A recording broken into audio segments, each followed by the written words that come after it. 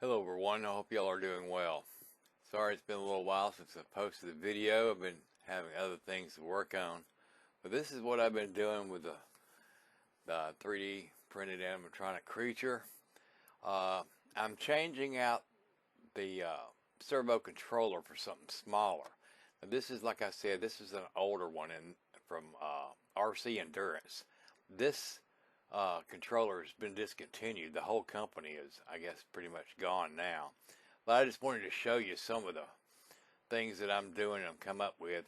And if I, make this servo controller smaller, and even though that we're running, I believe, 11 channels or 10 channels, and we'll need something smaller, but I still don't know at this time where I'm going to locate this. But as for right now, we're going to have it probably tucked in on this center beam inside the animatronic. But here's another servo controller, and I've had these things for a number of years. And this is a Servo 25 controller from RC Endurance, and this is the new one that I have on, or the newest one. But this is what we're going to change into, and this is the Maestro 12 channel, and it's just a lot smaller. And just to set this thing up here, this little controller, as you see, it's got a small format and a USB connection to the computer. And it has a jumper, but the jumper's not on there. And it's later on when we have it, I guess like wireless, or not wireless, but as far as, not connected to the computer, we can program it. But on the back of these, this little controller, you'll see the diagram or the schematic, just locating everything, the text, where the battery is. And then on the front, this is just to show you the indication lights and things like that. Well, to hook this up, you got to do this right. Make sure the dark wire, the black or brown, is on the outside perimeter of the servo controller. Then you plug up the USB, and then there's a software that you can download at pololo.com, and I'll send you the links and with this so-called servo controller. But I've been also doing some other things with the files, getting everything ready to put it up on Patreon. But as you see here, I got it hooked up, but I'm going to show you a different angle. This is the power, and make sure the power wires, which is the black, is on the outside, and that's just the way the schematic is telling you. Then I hook up the USB. But for the software to work, you hook this up first, and then you activate the software.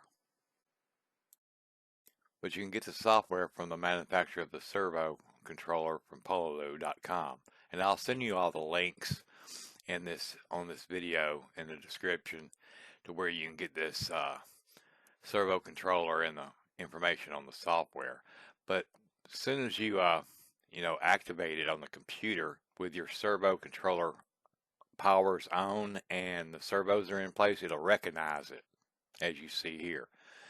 But you just click on the icons of what number the servo is inserted in, 0, 1, like we have here, and now I can control the servos by moving these little tabs. But once again, we have 11 servos in the animatronic, and 2 of them are on a Y cable. So that's really just 10 channels, and this is a 12-channel servo controller. So the smallness will help with space.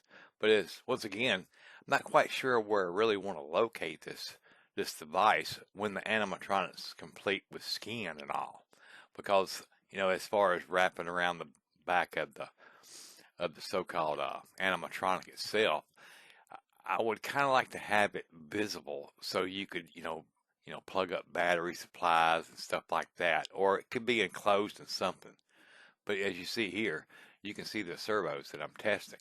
Now this is quite different than VSA software, but this controller can work with VSA and with other servo controller softwares, and there's several out there. But more than likely it's going to be programmed. You can program it with this Pololu software, but it's just another learning curve.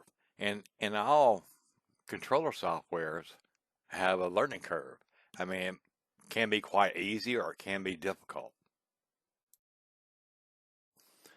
But once again, I hope y'all have enjoyed this tutorial on how to build a 3D printed animatronic creature. And so far, this is where we're at. Now, I have all these colored different, and what this does for me is that I have the STL files to these.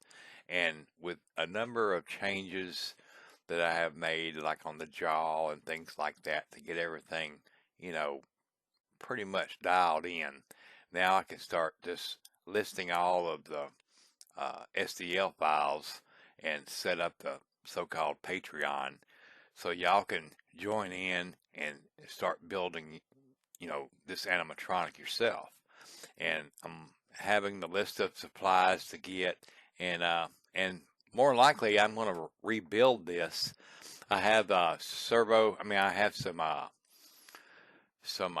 nylon nuts coming in, and that's going to be needed for some of these parts. And then I'm just going to put it together, and we're going to go from there and have it all complete. Then we start on the core, and then the core will turn into the skin. Once again, y'all, thank you everybody for the interest in this animatronic project, and thank you for the shares and likes and the thumbs ups and the comments, and I really do appreciate that. But y'all have a wonderful day. Later.